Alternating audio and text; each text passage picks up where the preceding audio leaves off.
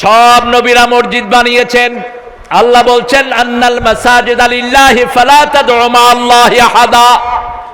সব মসজিদের মালিক আল্লাহ, আল্লাহ ছাড়া মসজিদে আর কাউকে ডেকো না। জিকিরের সাথে অনেকের নাম আমাদের পীর সাহেবেরা শামিল করে নিয়েছেন, এগুলো বাদ দিবেন। বিশেষ করে একজন পীর জিকিরের সাথে হ্যাঁ হো, আপনাদের এখানে আছে কিনা আমি জানি না, এরকম শব্দ হয় জিকিরে, এগুলো যেন না হয়। আমাদের পীর সাহেবদেরকে আমরা বিনয়ের সাথে বলবো যে জিকির রাসূল শিখান নাই, সেই জিকিরের ভিতরে কোনো বরকত নাই। আল্লাহর কাছে সবচেয়ে শ্রেষ্ঠ কয়টা শব্দ বলেন তো? কয়টা?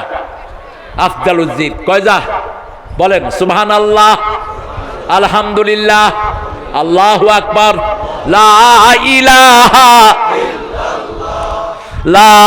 ইলাহা ইল্লাল্লাহু মুহাম্মাদুর রাসূলুল্লাহ সাল্লাল্লাহু। এখন বিজ্ঞান বলছে, বিজ্ঞান পৃথিবীর সব মেডিকেল সায়েন্স বলছে যাদের ব্রেন খারাপ হয়ে যায়, ব্রেন নষ্ট, এরকম একটা লোক প্রতিদিন সকালে উঠে আয়নার সামনে যদি বলে আমার ব্রেন ভালো, আমার শরীর ভালো, আমার শরীর ভালো, যদি 5 বার বলে আস্তে আস্তে তার ব্রেন ভালো হয়ে যাবে। 1400 বছর আগে রাসূল শিখিয়েছেন ঘুম থেকে উঠেই প্রথম বলবেন আলহামদুলিল্লাহি রাব্বিল, আলহামদুলিল্লাহ আল্লাযী আহইয়ানা বা'দামা আমাতানা ওয়া ইলাইহিন নুশুর। আলহামদুলিল্লাহ মানুষ কখনো বলে, আজকের বিজ্ঞান বলছে আলহামদুলিল্লাহ যখনই কেউ ব্রেনে বলে তার ব্রেনের একটা সেল তাজা হয়ে যায়। আর একটা সেল যখন তাজা হয়, ব্রেনে 2700টা সেল, কয়শো? 2700 কোটি সেল ব্রেনে। একটা যখন তাজা হয় বাকিগুলো তাজা হতে থাকে, একটার পর একটা, একটার পর একটা। এই জন্য 5 বারের কথা বলা হয়েছে। কয়বার? 5 বার। আমরা যে কোনো তসবিহ কমসে কম নামাজে কয়বার পড়ি? কয়বার? ব্রেনের 3টা স্টেজ, প্রথম হলো নরমাল, দ্বিতীয় হলো মিডল, তৃতীয় হলো পার্মানেন্ট স্টোর। যখন আমরা একবার বলি ব্রেনে ভাষা আমার জানা থাকে, দ্বিতীয়বার বলি আবার সামান্য স্টোর হয়, তৃতীয়বার বললে পরিপূর্ণ হয়ে যায়। আমরা যখন নামাজে রুকুতে যাই মিনিমাম কয়বার তসবিহ পড়ি? 3 বার। কিন্তু রাসূল পড়তেন 9 বার। কয়বার? 9 বার। 3 বারের বেশি যখনই পড়ি এটা স্থায়ী হয়ে যায়। আবার ইবনে মাসউদ থেকে বর্ণনা, রাসূল সাল্লাল্লাহু আলাইহি ওয়াসাল্লাম বলছেন, রাসূল সাল্লাল্লাহু আলাইহি ওয়াসাল্লাম যখন তাহাজ্জুদের নামাজ শুরু করতেন তাকবীরে তাহরিমা বেদে 10 বার বলতেন সুবহানাল্লাহ, 10 বার বলতেন আলহামদুলিল্লাহ, 10 বার বলতেন আল্লাহু আকবার, 10 বার বলতেন লা ইলাহা ইল্লাল্লাহ, তারপরে নামাজ শুরু করতেন। তো 10 বার যদি কেউ আলহামদুলিল্লাহ বলে তার ব্রেনকে ভালো করে দিবেন কে? আপনি যখন খুশি হন তখন কি বলেন? আপনার ছেলে পরীক্ষায় ফার্স্ট হয়েছে কি বলবেন? আপনার মেয়ের জন্য একটা ভালো ছেলে পেয়েছেন কি বলবেন? আলহামদুলিল্লাহ, আনন্দের প্রকাশ। কিন্তু মাঝে মধ্যে আমরা দুঃখের সময় আলহামদুলিল্লাহ বলে ফেলি, এরকম আছে না নাই? আবার দুঃখের সময় বলি ইন্না লিল্লাহি, ভুলে। যেমন মসজিদে এক লোক বলতেছে ইন্না লিল্লাহি ওয়া ইন্না ইলাইহি রাজিউন। আমি বললাম কি হলো বাবা, কে মরছে? কয় না, ছেলে পরীক্ষায় ফার্স্ট হচ্ছে। এই মেয়ে পরীক্ষায় ফার্স্ট হয়েছে, আপনি কি বললেন? কয় হুজুর বলতাম আলহামদুলিল্লাহ, ঠেলাচ্ছটা ইন্না লিল্লাহ হয়ে গেছে। রুকুতে অনেক সময় যায়, রুকুতে গিয়ে পড়ে সুবহানা রাব্বিয়াল আলা, এরপরে কয় থুকু থুকু। এরকম আপনারা কেউ নাই, হ্যাঁ? কিন্তু আল্লাহর প্রশংসার মধ্যে কোনো লস। আপনি যদি বলেন সুবহানাল্লাহ জাগাত ইন্না লিল্লাহ, সুবহানাল্লাহ লিখবেন কে? কারণ আল্লাহ মনেরটা নেয় না, আল্লাহ মুখেরটা নেয় না। কোনটা নেয়? মনেরটা নেয়। যেমন একজন লোক তার ঘোড়া ওঁট হারিয়ে ফেলেছে, বুখারীতে হাদিস এসেছে। রাসূল বলছেন ফি আরদিন ফলাত, এমন ভূমিতে ওঁট হারানো গেল, এখন সে তার খাওয়া তোআমুহু ওয়া শারাবুহু, ওটের উপরে ছিল তার খাওয়া পানীয় সব, এখন মরা ছাড়া কোনো উপায়, ঘুমিয়ে আছে। কিন্তু মাঝে মধ্যে চোখ খুলে খুলে দেখতেছে ওঁটটাকে পাওয়া যায় কিনা।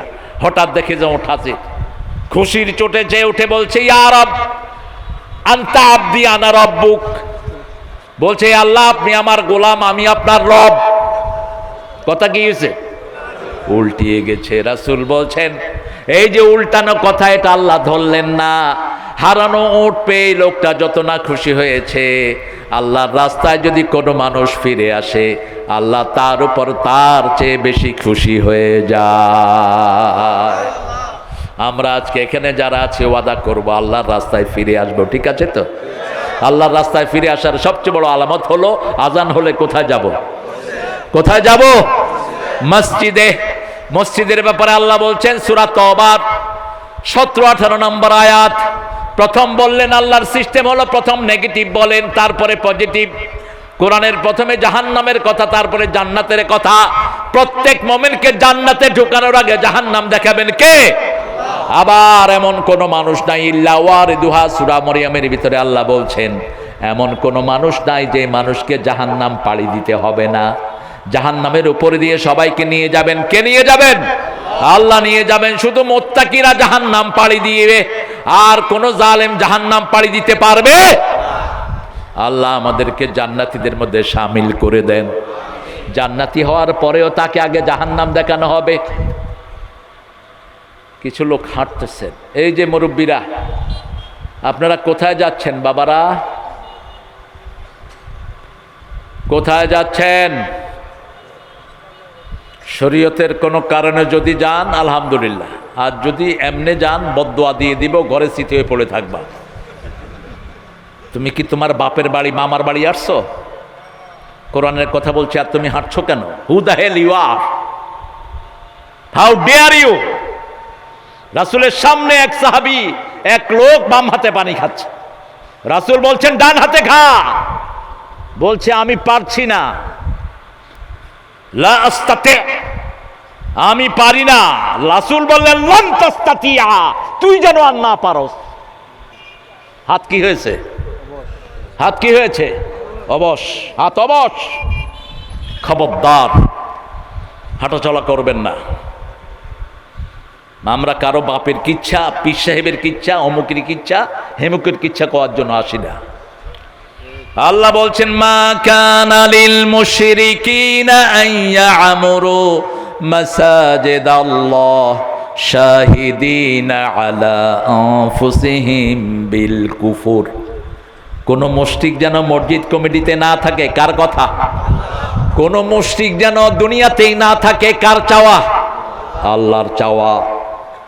রাসূল প্রত্যেক জুমায় দোয়া করতেন, প্রত্যেক মাগরিবের নামাজে, এশার নামাজে দোয়া করতেন নুজুলে কানেতা, আনজিল বিহি বাসাকাল্লাযী লা তারুদ্দু আনিল কওমিল মুজরিমিন। এমন আযাব মুজরিমদের জন্য পাঠাও যাতে ওটার প্রতিশোধ, ওটার বিরোধিতা তারা করতে না পারে।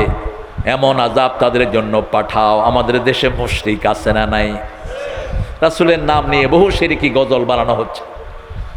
ইয়া রাসূলাল্লাহ, কি জানি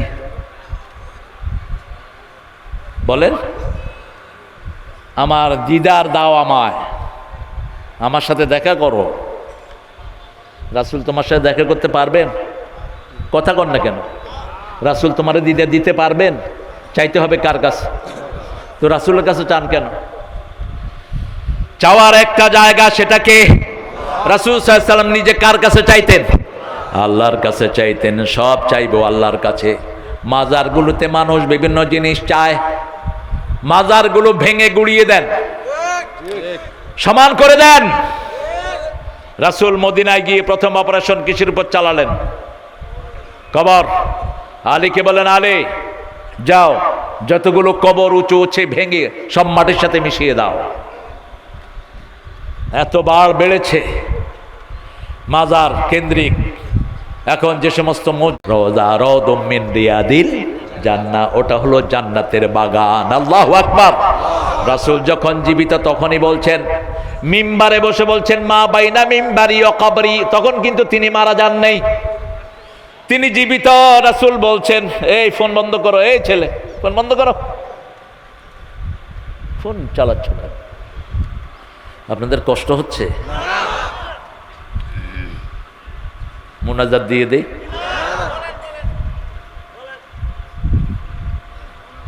রাসূল বলছেন কবর, আর আমাদের ভাইরা বানাচ্ছে মাজার। রওজাটা কোরআন শরীফে এসেছে, হাদিসে এসেছে, কিন্তু মাজার শব্দটা কোথাও আমি পাইনি। আপনারা কেউ পাইলে আমারে জানায়।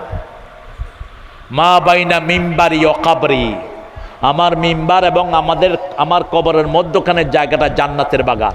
কিসের বাগান? রাউদুম মিন রিয়াদিল জান্নাহ। এখন রাসূল বলছেন কবর। আবার রাসূল সাল্লাল্লাহু আলাইহি ওয়াসাল্লাম যখন নামাজে যেতেন একটা দোয়া করতেন, আপনারাও করেন, অনেক লম্বা দোয়া করতেন, আল্লাহুম্মা ইজআল ফি কলবি নূরা, ফি আইনি নূরা, ফি সামঈ নূরা, ফি বাসারি নূরা, ফি আযামি নূরা, ফি মুখি নূরা। হে আল্লাহ, আমার অন্তরে নূর দেন, আমার মগজে নূর দেন, আমার চোখে নূর দেন, কানে নূর দেন, অঙ্গ প্রত্যঙ্গে নূর দেন, উপর থেকে নিচ থেকে, ডান থেকে বাম থেকে, সামনে থেকে পিছন থেকে নূর দেন। আমাকে শুধু নূর দেন, নূর দেন, যেদিন আমি মরে যাব আমার কবরটা নূর দিয়ে ভরে দিয়ে। নূরের দোয়া করেন তো? নূর চাইতে হবে কার কাছে? কবরে লাইট লাগালে কোনো নূর ভিতরে যাবে না। কোরআনের 3টা জায়গাকে রাসূল নূর বলেছেন। প্রথম নূর বলেছেন সূরা ফাতিহা, দ্বিতীয় নূর বলেছেন সূরা বাকারার 285-86 আয়াত। এই 3টা আয়াত যে পড়বে তার সারা শরীর আল্লাহ নূর দিয়ে ভরে দিবেন। সূরা ফাতিহা সুন্দর করে পড়বেন। রমজানে তো মাশাআল্লাহ দৌড়াদৌড়ি ভালোই গেছে। আমি জানি না এখানে কি দৌড়াদৌড়ি করছো তোমরা। আলহামদুলিল্লাহ রাব্বিল আলামিন আর রহমান রহিম মালিক ইয়াউমিদ্দিন ইয়াকা না'বুদু ওয়া ইয়াকা নস্তাঈন। মানুষে মনে করলো বিপদ একটা গেল। হদর পড়েন কেন? কেন হদর পড়েন? হদর পড়লে নামাজ হবে না। ওরাত্তিলিল কোরআনা তারতিলা, তারতিলের সাথে কোরআন পড়বেন, থেমে থেমে পড়বেন, যেমন পড়তেন রাহমাতাল লিল আলামিন। আপনার থেমে থেমে পড়বেন কোরআন। কোরআনের মজাই হলো সালাতে। কত লম্বা তেলাওয়াত রাসূল করতেন।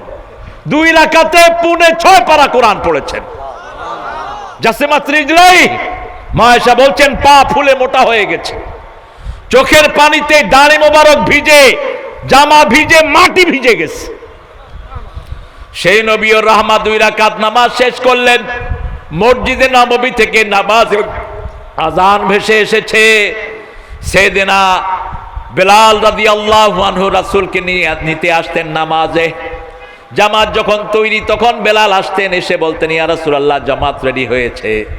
যাওয়ার আগে 2 রাকাত সুন্নত করে পড়তেন রাহমাতাল লিল।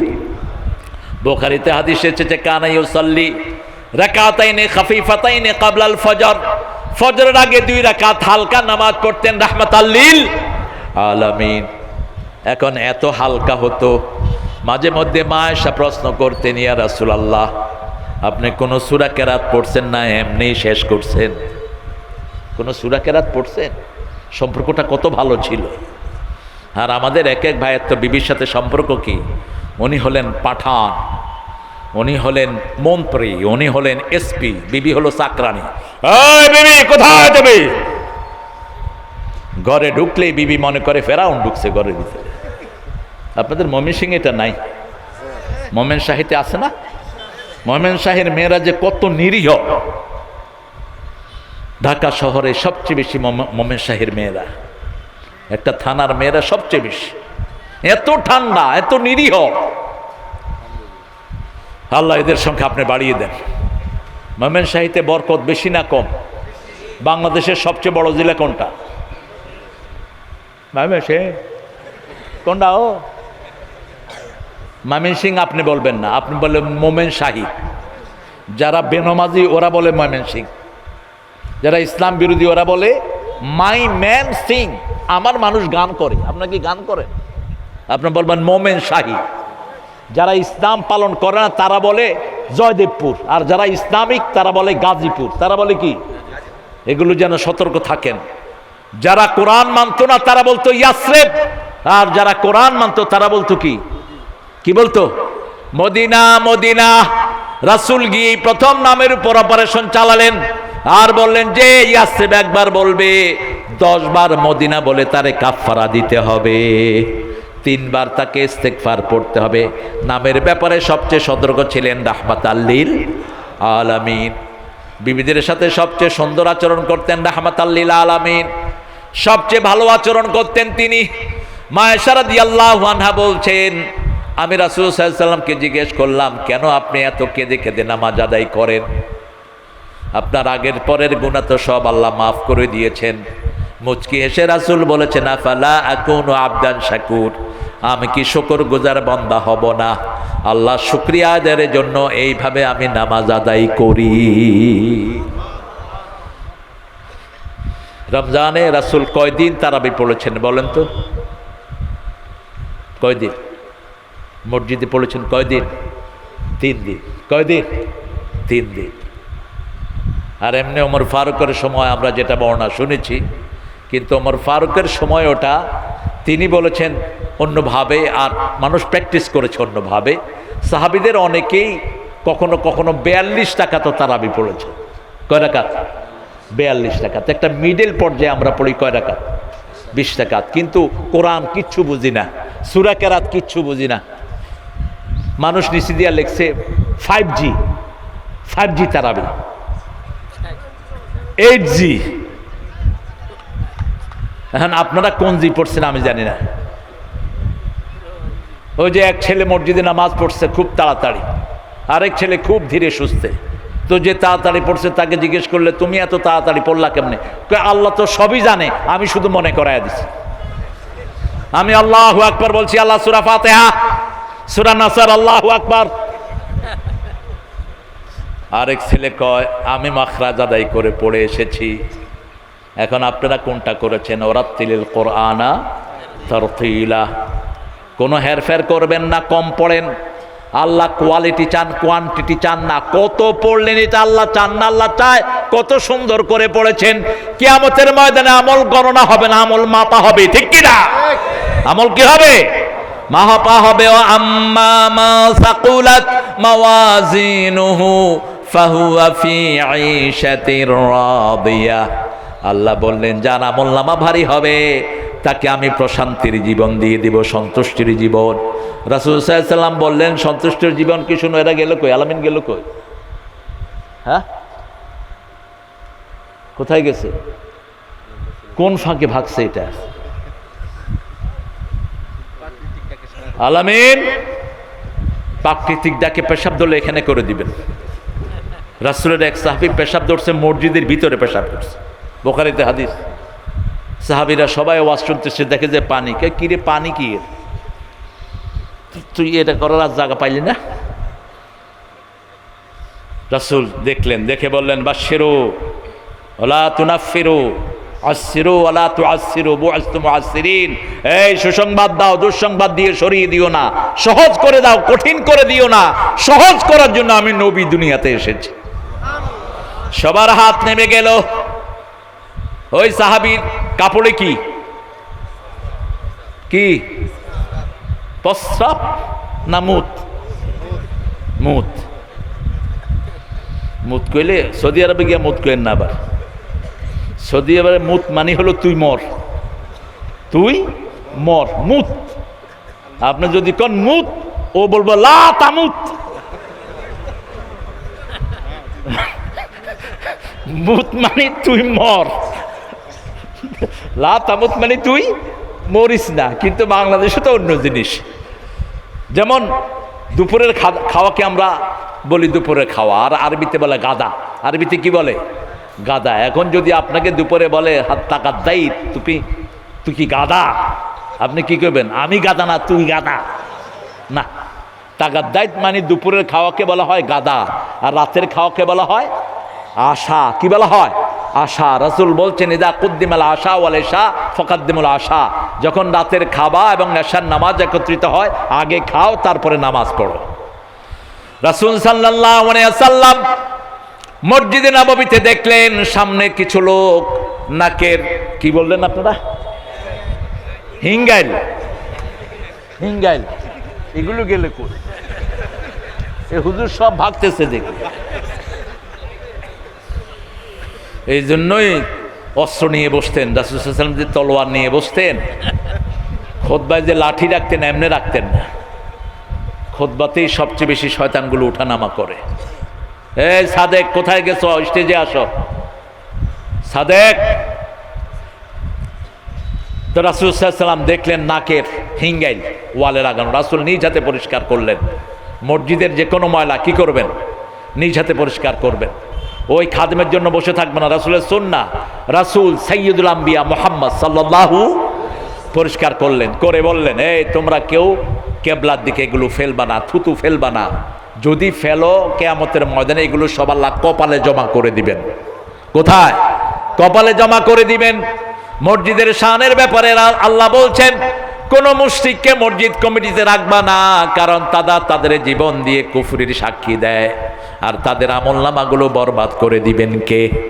প্রথম শিরক হলো আল্লাহ ছাড়া কাউকে সেজদা দেয়া। প্রথম শিরক হলো আল্লাহ ছাড়া কাউকে আইনদাতা বানানো। আল্লাহ ছাড়া যারা মানুষের কাছে আইন চায় এরা মুশরিক। ঠিক তো ঠিক? আইন চলবে কার? শিক্ষানীতি চলবে কার? মানুষের কোনো আইন আমরা মানি না, সর্বময় সকল ক্ষমতার অধিকারীকে আল্লাহ। দ্বিতীয় শিরক হলো আল্লাহ ছাড়া কারো নামে যদি আপনারা শপথ করেন, এটাও শিরক। রাসূল বলছেন, মান আহলাফা বিগাইরিল্লাহি ফাকাদ আশরাক। কেউ যখন আল্লাহ ছাড়া কারো নামে শপথ করে, আমি শপথ করছি, আমি শপথ করছি। কার নামে করছো ছাগল? কার নামে শপথ করছো? শপথে একমাত্র কার নাম থাকবে? আল্লাহর নাম, অন্য কারো নাম থাকতে পারবে না। মুশরিকেরা উজ্জার নামে শপথ করত, মুশরিকেরা মানাতের নামে শপথ করত, কিন্তু আমাদের মূল শপথের কেন্দ্র হবে কে? আল্লাহর নামে শপথ করতে হবে। 3 নাম্বার শিরক, মাজারে বাজারে চায় কেউ ফিরে না খালি হাতে। কার? সবার মুখস্থ। কত বড় শয়তান! এটা গাইছে, আবার এটার পক্ষে দলিল দেয়, এই কারণে এটা গাইছে। কে তোর খাজা? কোথাকার কোন খাজা? সব খাজা আল্লাহর কাছে চাইতো, ঠিক কিনা? চাইতে হবে কার কাছে? আল্লাহর কাছে। একটা দরবার 24 ঘন্টা খোলা, সেটা কার? আল্লাহ। এই যে রাত হচ্ছে, আমাদের দরবারগুলো ঝিমিয়ে পড়বে, কিন্তু একটা দরবার কোনোদিন বন্ধ হয় না, আগেও হবে না, পরেও হবে না। 24 ঘন্টা চিরস্থায়ী যে দরবার খোলা, সেটা কার? আল্লাহর। তিনি থাকেন কোথায়? আরশের উপরে। আর রহমান আলাল আরশে ইস্তাওয়া। 4 ইমাম একসাথে বলেছেন এটার উত্তর। কেউ যদি বলে আল্লাহ সবখানে, সে কাফের। কেউ যদি বলে আল্লাহ কোথায় আমি জানি না, ও কাফের। কেন জানলি না তুই? সূরা তাহাতে আল্লাহ বলছেন, আর রহমান আলাল আরশে ইস্তাওয়া। 6 জায়গায় আল্লাহ উত্তর দিয়েছেন, আল্লাহ আরশের উপরে সমাসীন। ইমাম মালিক বড় সুন্দর বলেছেন, আল্লাহর ব্যাপারে প্রশ্ন করা ঠিক না। কাইফিয়াতুহু মাজহুল, তিনি কেমন আছেন, কোথায় আছেন, এটা অজানা। আর সুয়ালু আনহু বিদআ, আল্লাহর ব্যাপারে কোনো প্রশ্ন করা ঠিক না। তবে আল্লাহ যেটা বলেছেন সেটাতে আমরা চূড়ান্ত, ঠিক না বেঠিক? সে আল্লাহ রাব্বুল আলামিন বলছেন, আমার কাছে চাও, যখন যেটা চাও আমার কাছে চাও, কারণ মনের কথা একজনই শুনেন, তিনি কে? আল্লাহ। এখানে নিষেধ করেছেন কোন মুশরিককে মসজিদ কমিটিতে রাখবেন না। এখন কাদেরকে রাখবেন? ইন্নামা ইয়া'মুরু মাসাজিদাল্লাহি মান আমানা বিল্লাহি ওয়াল ইয়াউমিল আখির ওয়া আকামাস সালাত ওয়া আতাজ যাকাত ওয়া লাম ইয়াখশা ইল্লাল্লাহ। সুবহানাল্লাহ। নাই? সুবহানাল্লাহ। আপনারা কষ্ট পাচ্ছেন না? প্রথম বললেন কোন মুশরিককে মসজিদ কমিটিতে রাখা যাবে, তাহলে মাজার কেন্দ্রিক যে মসজিদগুলো আছে এগুলো থাকবে তো ইনশাল্লাহ? এই আয়াতের আলোকে থাকবে তো? কথা কন না করে, জোরে কন না করে। আহা, কত সুন্দর করে কথা কয় ওনারা। ওনাদের মাজার দরগা ফেডারেশন, মাজার দরগা কিসের রেশন? ফেডারেশন। ফেট মোটাও এটা খাইলে। কেন বাক্স দিয়েছ মাজারে? পাগলা মসজিদে যে টাকাগুলো উঠে, ওই টাকাগুলো সারা দেশের মসজিদে বিলি করে দাও। ওখানে ডিসিএসপির কোনো কর্তৃত্ব নাই, ওই বেয়াদবরা যেন না ধরে। ওটা কিছু আলেমকে দাও, সে আলেমরা সেখান থেকে নিয়ে সুন্দরভাবে বন্টন করে দিবে। টোটাল সিস্টেমটাই রাসূল থেকে ছিনিয়ে নেওয়া হয়েছে। রাসূলের দরবারে সবচেয়ে দামি ছিল আলেমদের দাম, ঠিক না ঠিক? রাসূলের মুফতি বোর্ড ছিল একটা, 7 জন সাহাবী ছিলেন সেখানে মুফতি। কয়জন? গ্র্যান্ড মুফতি। সেখানে আমাদের দেশে আরেকজন গ্র্যান্ড মুফতি হয়েছে, নিজে নিজে নিজে নিজে উনি গ্র্যান্ড মুফতি। ফাত্রার গোষ্ঠী এখনো আকীদাই ঠিক করতে পারলি না, কিসের তুই গ্র্যান্ড মুফতি হস? আল্লাহ আমাদেরকে হেদায়েত দান করেন। ঐক্যের স্বার্থে কথা বলি না, উল্টা পাল্টা নিজেকে দাবি করবে না। লা তাযাক্কু আনফুসাকুম, নিজেকে নিজে বৈশিষ্ট্য মণ্ডিত করবি না। কার কি আছে সেটা সবচেয়ে বেশি জানেন কে? আল্লাহ জানেন। আল্লাহ যদি কাউকে মর্যাদাবান করেন, তাকে বেইজ্জতি করার কোনো মানুষ পৃথিবীতে নাই। গ্র্যান্ড মুফতি যদি কারো হওয়ার দরকার হয়, তাহলে এখানে বাংলাদেশে একজনকে আমার বিচারে গ্র্যান্ড মুফতি বলা যেতে পারে, যার মামা ছিলেন বাইতুল মুকাররমের প্রথম খতিব, যার আব্বা 27 দিনে কোরআন মুখস্থ করেছেন, আর সে মুখস্থ করেছে 36 দিনে। কি নাম? সেহা সেত্তা সব মুখস্থ। কাজী ইব্রাহিম। চিনেন কাজী ইব্রাহিমকে? আশরাফ আলী থানভী সাহেবকে চিনেন তো, রাহমাহুল্লাহ। উনি কাজী ইব্রাহিমের নানার বাড়িতে এসে 18 দিন ছিল, 18 দিন, এবং ওনার কোটিয়ার বালিশ সেই বাড়িতে রেখে গেছে। হাটহাজারের প্রথম ছাত্র ছিল কাজী ইব্রাহিমের নানা। কাজী ইব্রাহিমের প্রথম মামা ছিল বাইতুল মুকাররমের প্রথম খতিব, জগৎ বিখ্যাত আলেম। ওর দাদা ছিল রায়পুর আলিয়ার প্রতিষ্ঠাতা প্রিন্সিপাল। 15 মাইল ঘোড়ায় যেত কোরআন তেলাওয়াত করতে করতে। কাজী ইব্রাহিমের বাপ ছিল মাওলানা আব্দুল গনি, মাত্র 27 দিনে 27 প্যারা মুখস্থ করছে। আর কাজী ইব্রাহিম মুখস্থ করছে 36 দিনে 30 পারা। কিন্তু কাজী ইব্রাহিমরে যদি আপনি কন আপনি গ্র্যান্ড মুফতি, হে প্রথম হাসতে হাসতে মরে যাবে, এরপরে আপনারে দাল হয়ে দৌড়াইব। কাজী ইব্রাহিমের আব্বার কাছে যখন কেউ দোয়ার জন্য যাইতো, দাঁড়িয়ে দৌড়াইতো, কিন্তু দোয়ারকে আমি ফ্যাক্টরি লিয়ে বসি, তুই আমার কাছে দোয়ার জন্য আসলি কেন? নিজে দোয়া নিজে কর। নিজে গোপন থাকতেন। জ্ঞানী মানুষদের তাই হয়, ঠিক না বেঠি? এত বড় বুখারী শরীফ পড়ালেন আজিজুল হক রাহমাহুল্লাহ, প্রায় 50 বছর। ওনারা তো কোনোদিন দাবি করেন না আমি গ্র্যান্ড মুফতি। আল্লামা শফি যা কিতাব পড়াইছে এগুলো মাথায় দিলে আমরা শুয়ে পড়বো, ঠিক কিনা? কোনোদিন বলছে আমি গ্র্যান্ড মুফতি? ময়মনসিংহে বড় বড় হাস্তি আছে না নাই? বড় বড় আলেম আছে না নাই? আল্লাহ সব আলেমদের হায়াতকে আপনি দারাজ করে দেন, এদের জীবনের সব এলমি খেদমতকে আপনি কবুল করেন। যতগুলো দর্শে নেজামি, দর্শে আলিয়া, তারপরে তাহফিজুল কোরআন মাদ্রাসা আছে, সবগুলোকে আপনি কোরআনের নূর দিয়ে ভরে দেন। স্কুল কলেজ সবগুলোকে কোরআনের বাগান বানিয়ে দেন। তাহলে মসজিদে ঢুকাতে হবে কমিটিতে এমন কোনো লোক রাখবো না